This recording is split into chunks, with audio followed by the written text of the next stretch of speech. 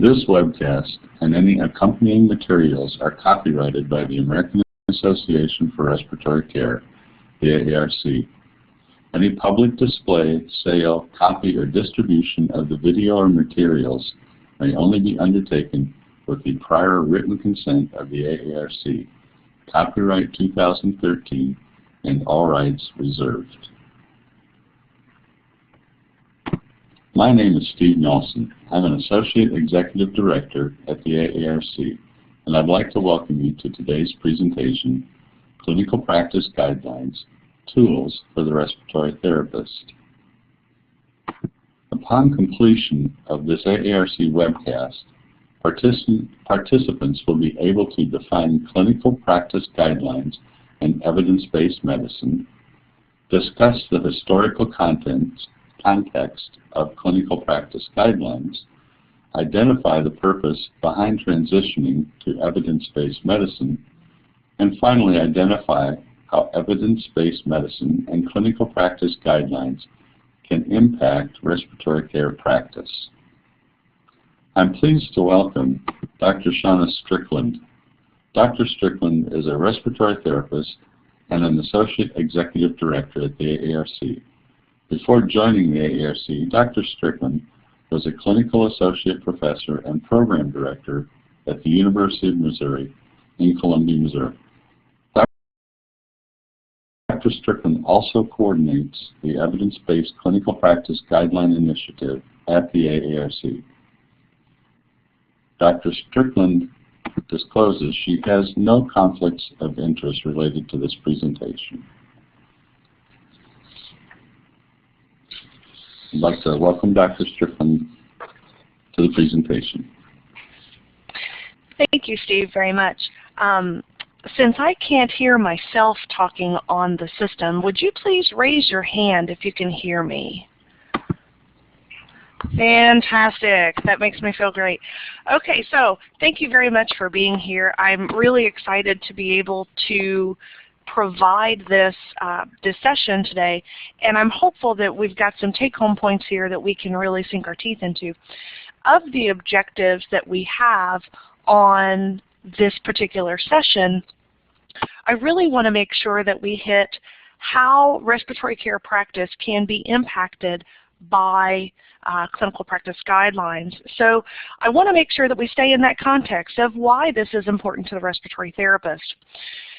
It is no secret that we don't learn everything in respiratory therapy school. You know, while we're in school, we think, of course, we're inundated with all of this information, and we are going to, we're not going to have to learn anything else. It's been a long time since I was a student, but I do remember that feeling. And it doesn't take long after you graduate to realize that, indeed, we don't know everything, and we're going to learn new things every day. And the further you get away from that school experience, from that formal education, your memory of what you learned, that baseline context, is going to start to fade. So you might find yourself in a situation where you might not remember everything. And of course, our technology changes so quickly. New treatments, new medications, new diagnostic tools are coming out all the time. It's hard to keep up with this. And yet we want to be active in the care of our patient. The respiratory therapist is vital to the well-being of patients in all settings. And we want to contribute to that care plan. We have valuable information.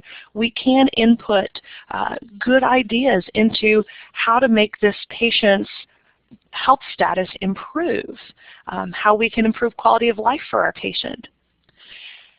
And we want to do that in the context of that patient situation. And above all, we're here for our patients. We want the best for our patients, but the amount of information out there is substantial. What is the best information? Where do I find it? What do I trust? What is the most effective? Evaluating that literature is a long and arduous process, but the point is we need these resources to be an effective member of the healthcare team. Can't somebody do this for me? Well, the short answer is sure. They're called clinical practice guidelines. And at its very heart, the CPG is a statement that has been designed to help guide clinical practice in the context of specific clinical situations. This definition is from the Institute of Medicine, and as you can see, it focuses on the recommendations that are in the CPGs that are intended to optimize patient care. They are informed by a systematic review of evidence and an assessment of the benefits and harms of any alternative care options. So critically evaluated and synthesized evidence is fundamental to our practice as respiratory therapists. The CPG has been vital to the development of protocols and policies. It has directed care within a certain context of the clinical situation. In my job at the AARC, I field a lot of calls about where to find this evidence. So when we start with these clinical practice guidelines, we can begin to formulate some sort of realistic approach to our patient's condition. When I talk about the difference between evidence-based and non-evidence-based clinical practice guidelines, the question comes up, aren't they all evidence-based? Well, the short answer is no, but that doesn't mean that the non-evidence-based clinical practice guideline is irrelevant. Far from it. We have had many reference-based clinical practice guidelines that have significantly impacted patient care in a very positive fashion. What we need to remember is that reference-based means that a group of people, a group of experts have come together. They have formulated an opinion, an idea, a direction, and they use references to support those statements. Now, unfortunately, personal biases do tend to come out with reference-based clinical practice guidelines. It's not a bad thing, but it is something that we have to understand both as a CPG developer and as a consumer of these guidelines. We really do want to understand the limitations of those reference-based CPGs.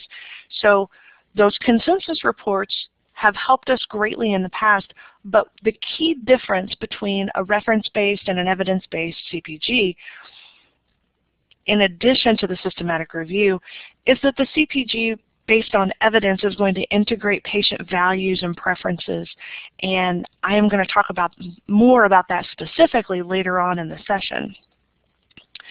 So again, while the reference-based CPG takes a consensus report, supports it with references, supports it with literature, the evidence-based CPG is developed from the evidence. The evidence makes the guideline. So here are some examples of reference-based CPGs. Many of our AARC clinical practice guidelines are reference-based. Again, these are typically consensus statements. And these statements have been, again, exceptionally helpful over the last 22 years as our profession has continued to grow and as respiratory care practitioners continue to contribute to patient care in an ever-increasing fashion. So again, reference-based CPGs have been very, very important to the development of our professional role in patient care and our ability to contribute to policy and patient care decision-making. Now, the evidence-based clinical practice guideline, again, I want to reiterate, the literature that we review creates the document. We try to go into these evidence-based guideline development processes without bias. We let the literature speak for itself. We evaluate that literature with exceptionally strict rules, and that can provide a context for much more detailed policies and protocols.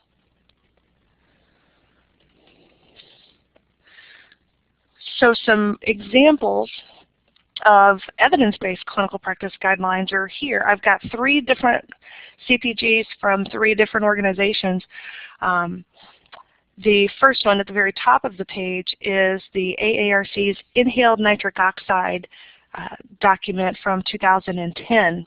I also have a copy from the CHEST journal, the Pulmonary Rehabilitation Clinical Practice Guideline from the American College of Chest Physicians and the American Association for Cardiovascular and Pulmonary Rehabilitation that was developed in 2007.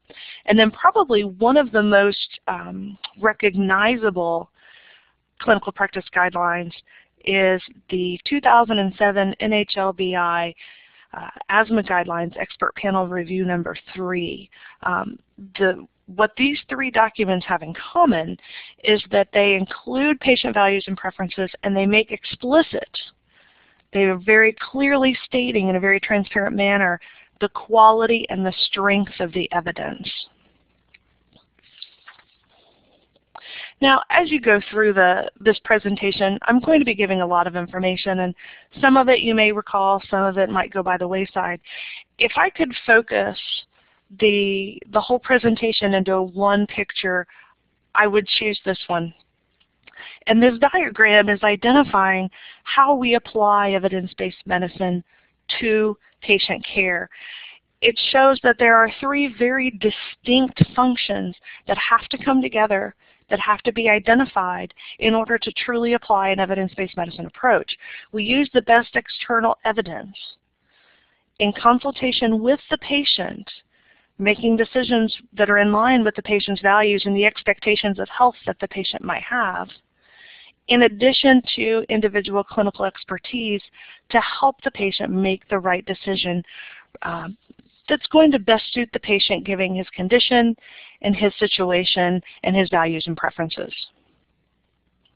When we talk about the literature itself, it's important to understand that not all research studies are created equal.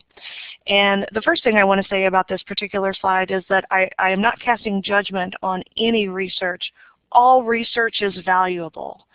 There are pieces and parts of everything that can impact what we do and how we do it.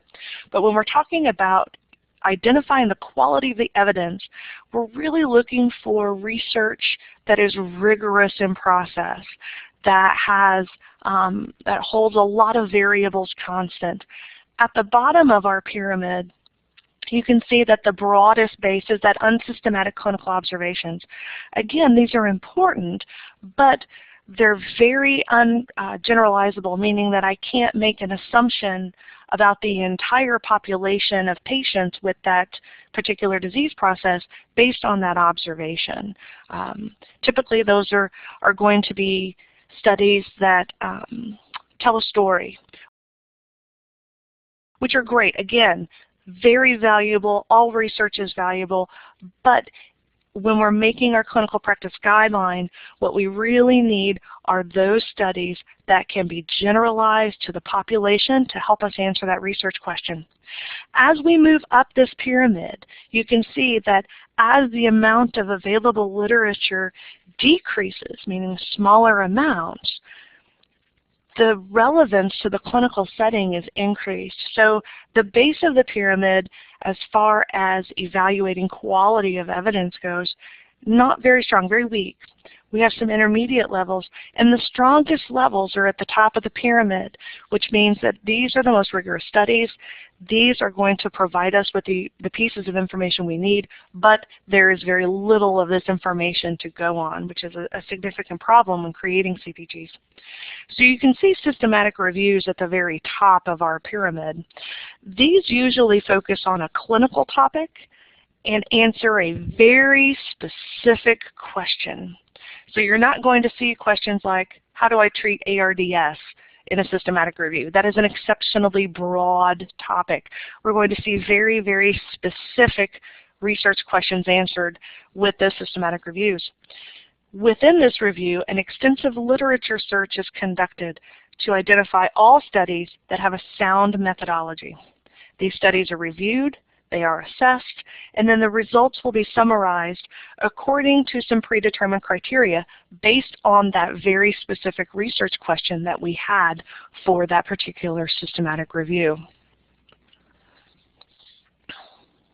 So I want to take a step back a little bit and talk about why CPGs are here, how they came about. Private medicine versus public health was a really big issue in the early 1900s. Through the though the movement toward clinical practice guidelines began in the 1800s, we really saw a boom in CPGs after World War II. One of the bigger pieces of this is that research significantly increased after World War II. You can see on this slide that the total research spending in the U.S. medical schools increased 50 times, or 50-fold between post-World War II and 1993. So that expansion was tremendous. Now, that expansion did come with cost. You know, initially we've got this very positive increased amount of literature for consideration, which is great. And our randomized clinical trials became the gold standard because, of course, they were very rigorous and they provided us with that high quality of research. But it also exposed several ethical dilemmas in human research, human subject research. Of course, we could do an entire session on biomedical ethics, but the German war prisoners and the studies done by the physicians there, the Tuskegee syphilis study, the Willowbrook study, lots of different studies and research environments that produced amazing results, but with significant ethical problems within that. But what's important, and I have it here in blue, with that research expansion and with that increased amount of literature, what we found was certain areas of research had enough literature to warrant the development of guidelines, meaning there was so much of this research available that it was better for us to develop a synthesized document so that we can access that information appropriately to guide patient care. Until the 70s, physicians were assumed to be competent enough to determine appropriate medical actions. These earlier forms of guidelines were really grounded in traditional forms of authority. Experts who decided upon best practices, again, are reference-based guidelines. EBM really hit in the 90s, and when it hit, it demanded that this evaluation had to be made on distinctions among those levels of evidence. We had to look at the rigor of that study. So our focus in developing these CPGs were to, number one, standardize care, and number two, assist with utilization reviews as well.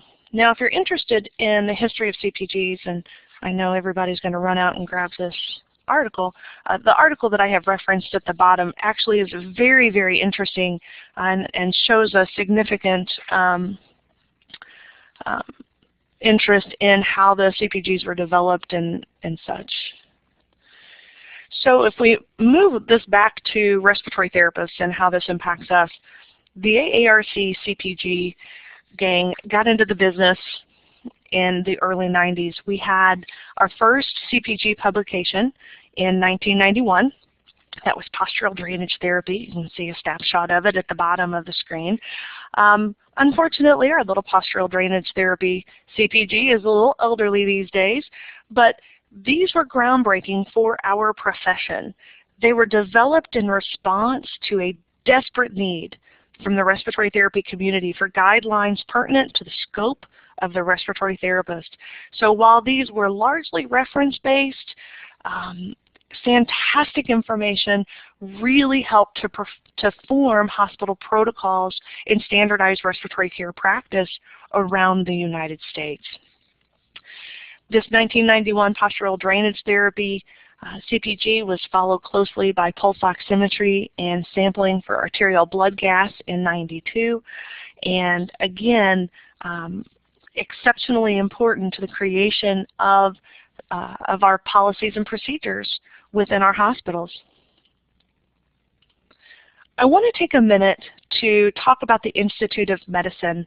I'm certain that everyone in the room has heard of the Institute of Medicine.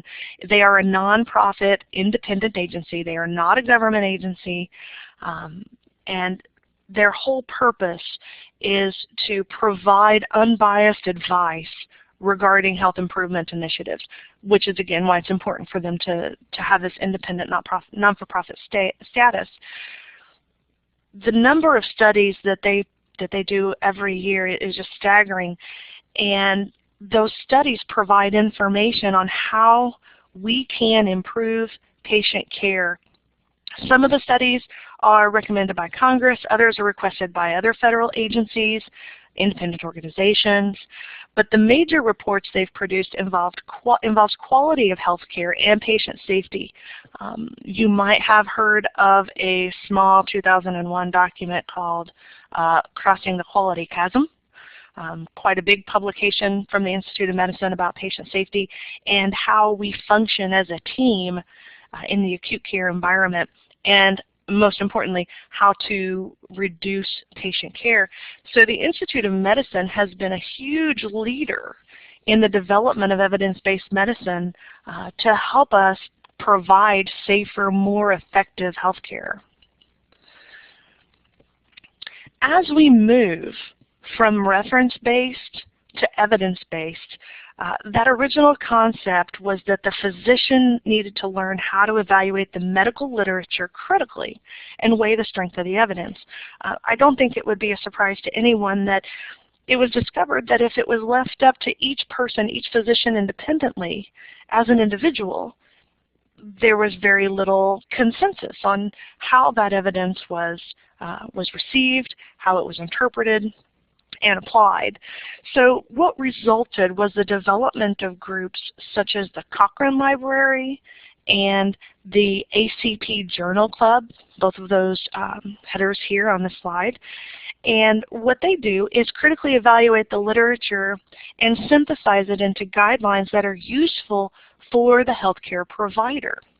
So you could go to the Cochrane Library and search for a variety of topics and find some sort of clinical practice guideline or summary, a document to help you with that particular aspect of your patient's case.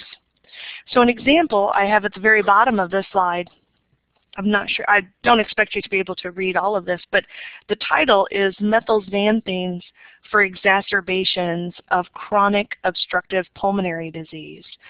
So if someone had a question about whether or not methylxanthines were useful in the exacerbation of COPD, the Cochrane Library has a synthesized document that helps summarize a lot of the literature that's out there to provide you with the information you need to help make decisions for that patient. So in addition to these organizations, and I would very much encourage you to put one or both of these on your favorites bar on your internet browser. In addition to these groups, other healthcare organizations develop evidence-based clinical practice guidelines as well, like the AARC, the American Heart Association, the American College of Chest Physicians, to name only a very, very few.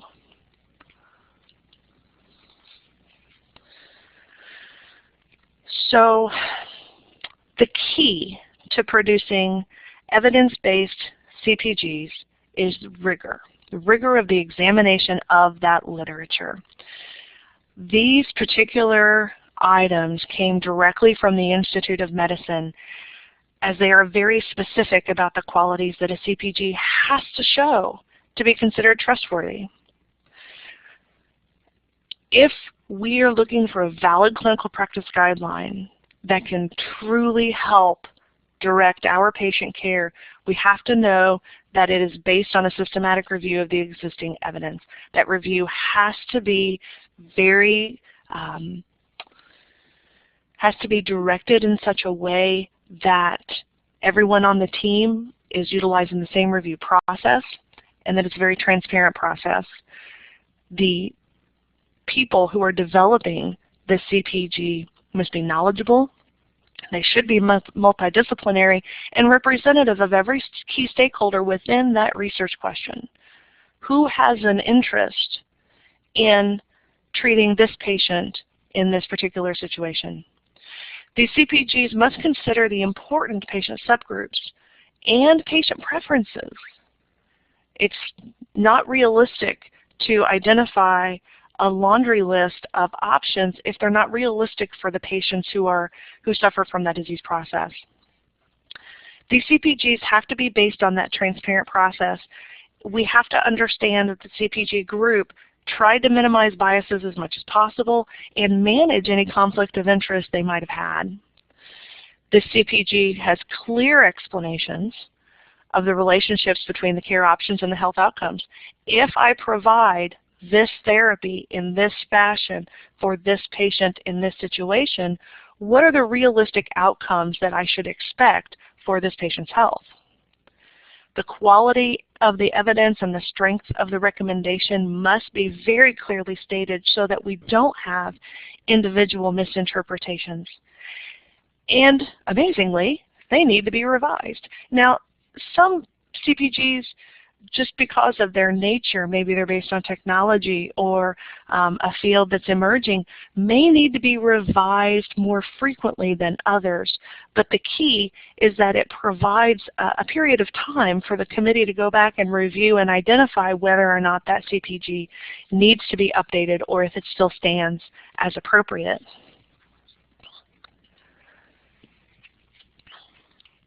So when we're reading a clinical practice guideline, we want to make sure that the authors have very explicitly addressed the items listed on this slide.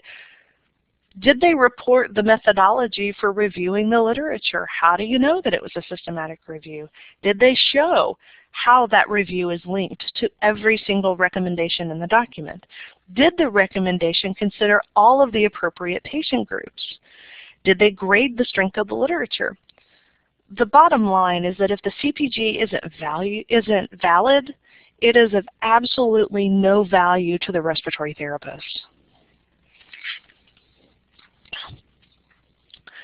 The people who are involved in developing these clinical practice guidelines have to understand that during the process there are threats to whether that CPG is going to have high quality, whether it's going to be valuable, or whether they're going to allow certain pieces to seep in and decrease the validity of that document. The studies that are included have to be of high quality, so any CPG that uses variable quality of the individual studies can reduce the overall quality of the guideline. That transparency, and when I say transparency, what I mean is, does the reader understand how that review, how that guideline was developed? If the reader can't figure out how that guideline was developed, it's not a transparent process, and it leads to a lot of ambiguity and a lack of trust. Lack of involvement of pertinent stakeholders. You know, it's hard to develop a clinical practice guideline for the, let's say, for the treatment of cystic fibrosis infections if we don't identify the cystic fibrosis population. Unmanaged conflicts of interest. Maybe industry has a bit of a hold on this one, or a certain person has a conflict within that group itself. Or failure to use rigorous methodologies. Again, we've got to understand how to systematically go through this. So the whole point here is to reduce bias and to remain as objective as possible. So let's take a peek at the process and identify how this actually works. So I'll get a pointer here. A little starburst. This is the evidence-based guideline, clinical practice guideline development process in a nutshell. The first thing we're going to do is identify a problem. So we have a group of people here talking, and what they're saying is, I really want this research question answered. Whatever the problem is, that's my goal. I need an answer. So once the problem's been identified, we're going to develop two teams. We have a multidisciplinary team here in the middle, and then down towards the bottom we have a guideline development group as well. We're going to use this multidisciplinary team to identify, assess, and synthesize the evidence. So many times that multidisciplinary team is a group of people at an evidence practice center who are very, very well aware of how to research, how to find the literature, what keywords to use, how to assemble all of that data so that the information can be assessed and then synthesized into a systematic review report here. So once that review report is developed, we're going to put that into the guideline development group, who is going to use that review. They're going to read it, they're going to evaluate it, they're going to probably argue about it for a while. They're going to review any reports that others may have made about this particular topic, consider any other evidence that might have come by at a previous point in time, and then they're going to incorporate their expert opinion. In addition to that expert opinion, and remember we're going back to that EBM triad that I showed you at the beginning of the presentation, we're also going to pull in patient preferences and characteristics. Maybe during the literature review, we identified that for lung cancer, there's this amazing new technology that is going to be fantastic, but it's only offered at one facility in Hawaii, and it costs $1 million a pop.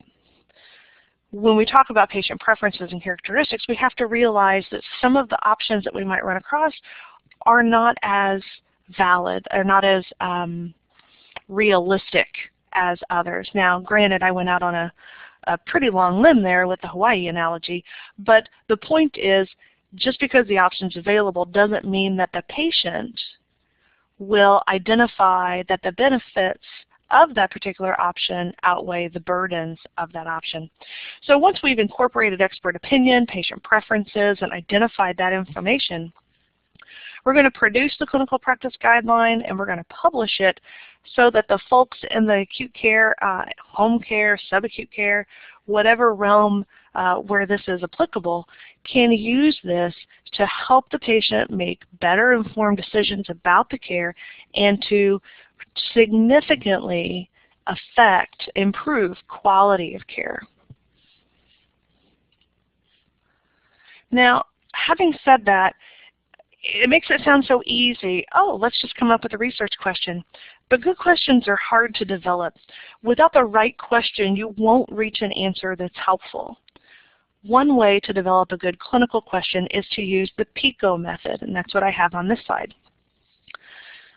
The most common type of clinical question is about how to treat a disease or condition. We call the treatments interventions. So during the brainstorming phase, it might be helpful to make a chart, like I've done in this slide, so that you can itemize your column. Now, PICO stands for Population, Intervention, Comparator, and Outcome. So the question that I decided to use was whether or not to use saline instillation for routine secretion removal. I can hear Dr. Hess saying, no, don't do it. So the first thing I want to do is identify my population. Who am I talking about? I have to be very specific. In this situation, in this question, I'm trying to find patients without lung disease, because these lung disease patients would create abnormal secretion issues. I just want to know what the saline would do to the non-disease lung. Would it help eliminate the secretions from the patient who does not have a chronic pulmonary illness? The intervention, the I, that's what I'm proposing. What am I proposing to do? I'm proposing to put normal saline into the endotracheal tube and then suction it out with a suction catheter.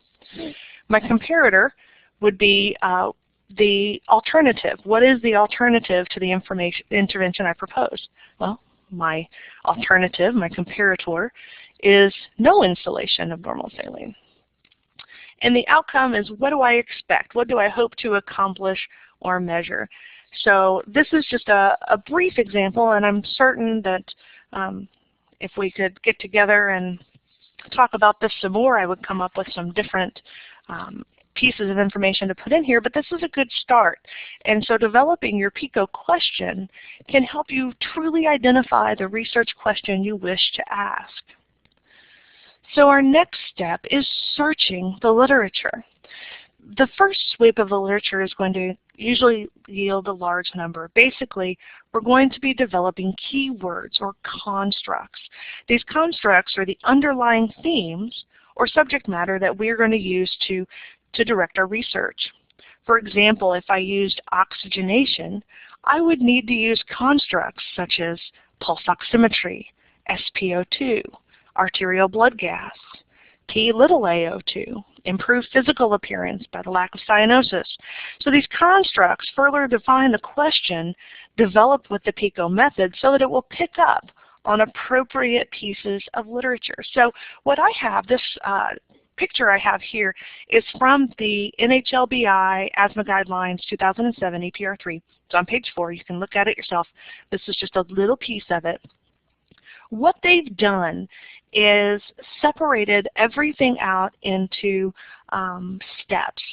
So if we start on the far left of this table, the committee in charge of assessment and monitoring identified, I don't know if you can read that number, 3,996 articles where the citations appeared to be applicable to assessment and monitoring. That's a lot of literature, but not everything from the titles will be applicable to that topic. So the next step is that the group, the team, reviews those abstracts to identify truly, are all 3,996 of these citations appropriate? And the answer is no. The abstract committee group got that down to 758. Again, a large number of manuscripts. So the next step is to review those 758 abstracts within the full text. And that number came down to 214. As they reviewed that, if you'll notice all the way over at the right-hand side, only 31 of the original 3,996 documents ended up in that particular, influencing that particular piece of the clinical practice guideline. So this is very, very tedious, and yet one of the most important steps to make sure that you're finding the literature that is appropriate to answer that research question. Once the literature is identified, now it needs to be graded. There are several different processes, and I'm not advocating any one. I am going to call out one that's fairly often used. It's called GRADE.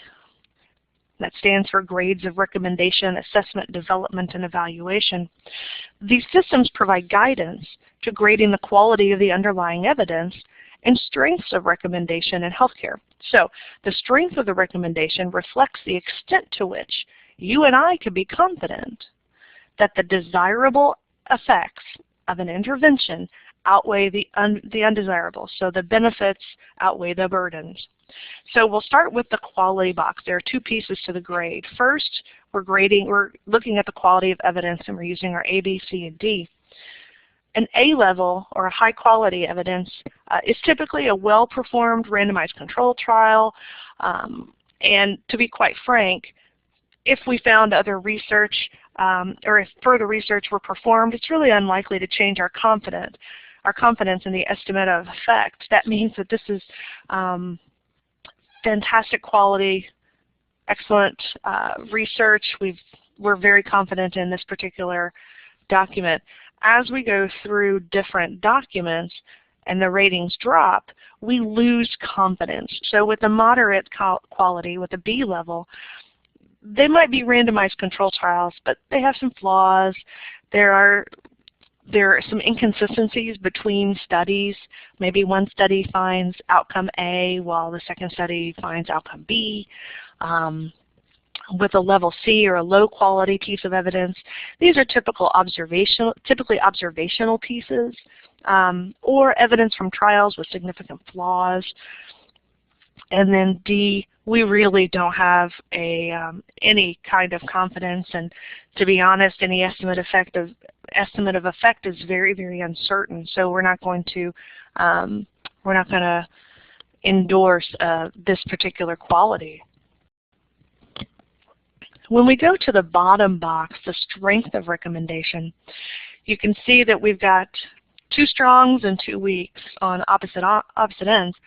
The strongs are going to correlate to level 1 or 2 up or down arrows, while the weaker will be the 2s and the 1 up and down arrows.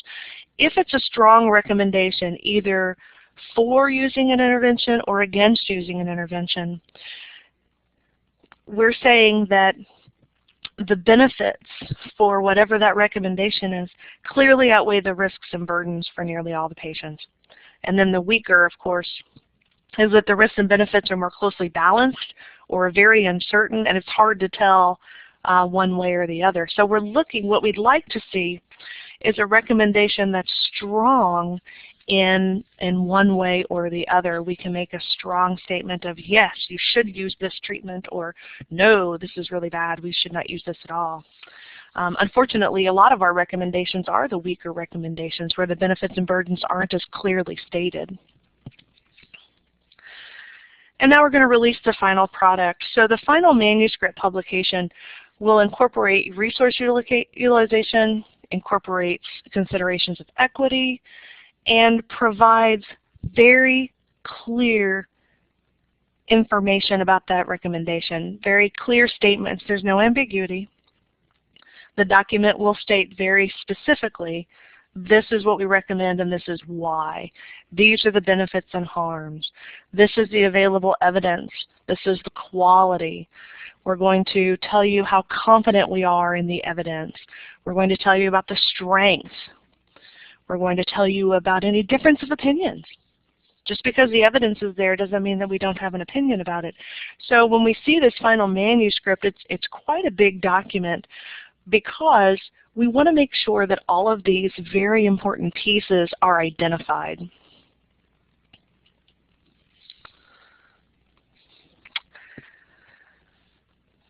So here is our process in a nutshell in a different way. Note that we're going to start over at the top left-hand corner with our PICO and itemizing our outcomes. Note that as we formulate our questions, we're going to look at those outcomes and we're going to rank them. What is most important in this patient situation and this research question? What outcomes are most important?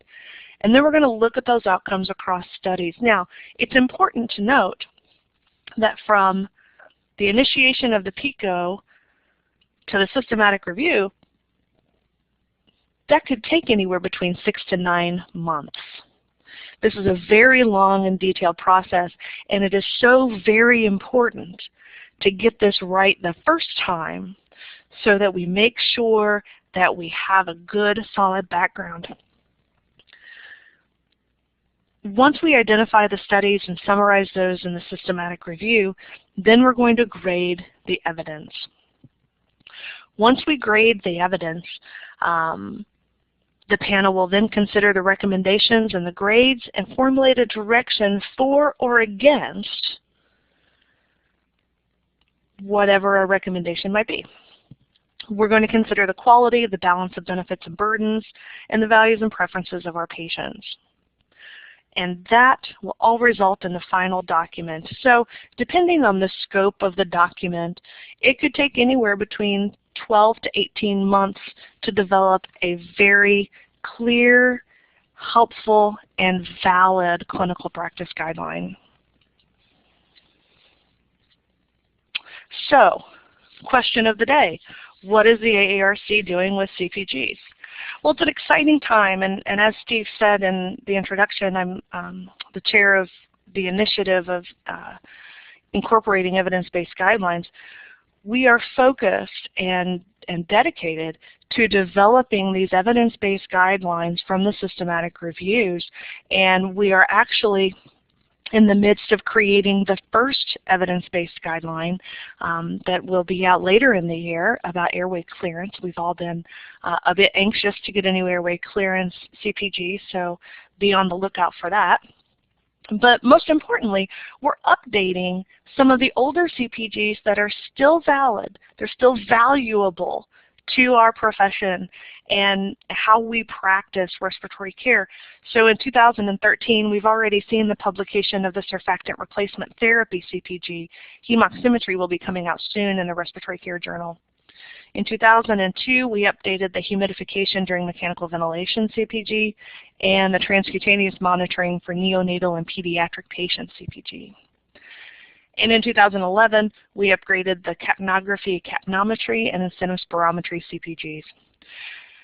What we've also identified is that we don't need to recreate the wheel. There are so many other organizations out there who are dedicating a lot of time and money into developing clearly developed systematic review, evidence-based guidelines. And so what we're looking for is the evidence that's already out there that can be helping our respiratory therapists. So what you'll see on the website soon, we have a clinical practice guideline website. If you've never seen that, go to our homepage and click on resources and you can find it from there. What we're doing with the website, and will soon be live, is that we're retiring outdated CPGs. We're going to have a nice itemized area for identifying clinical practice guidelines from other organizations that will be helpful to the respiratory therapist, such as the ATS, ERS, spirometry guidelines. They have tons of them and they're very well done. We'll have our updated CPGs and then also our brand new ones as well. So to summarize, we need to wake up and smell the roses.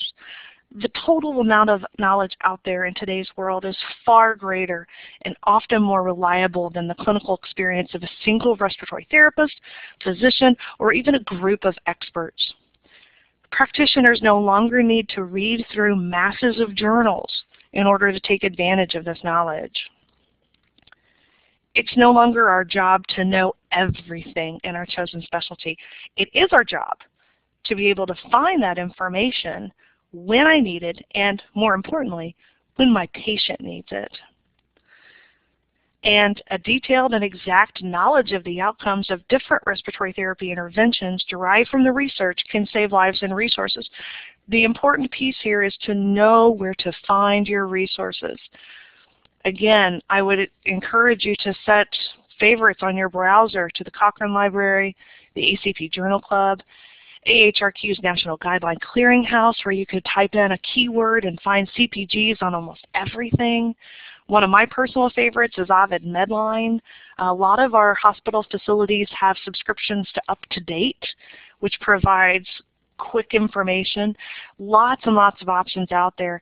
And then always turn to your nonprofit organizations like the AARC, American Thoracic Society, European Respiratory Society, American Heart Association, the American College of Chest Physicians. These organizations are dedicated to helping their providers, their members, deliver safe and effective care and influence positive healthcare outcomes. So I will end it there. I have tons of resources here. I am happy to put this, leave this up in case you are interested in any information, and I am happy to answer any questions.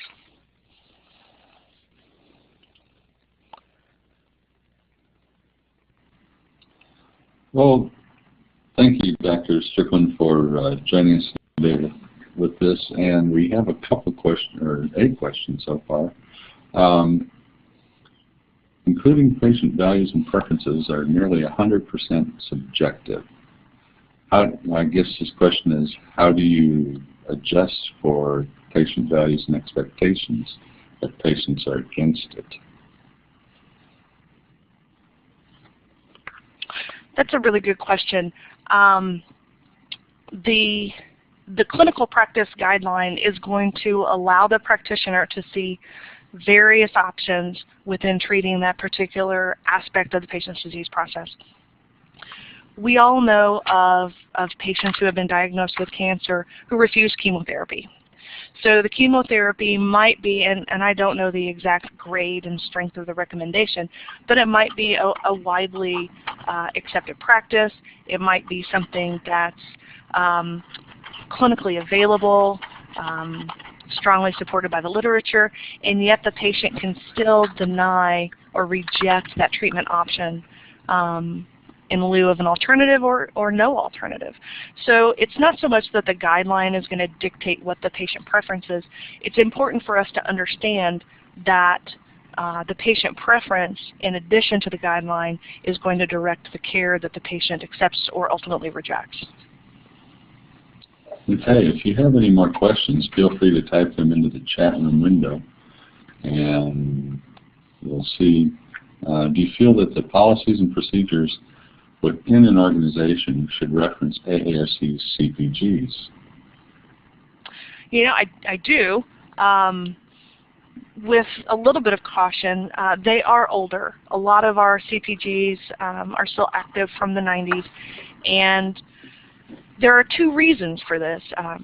Number one, not a whole lot has changed in that realm over the years, but I would be cautious to not take a hospital policy and procedure directly from one CPG.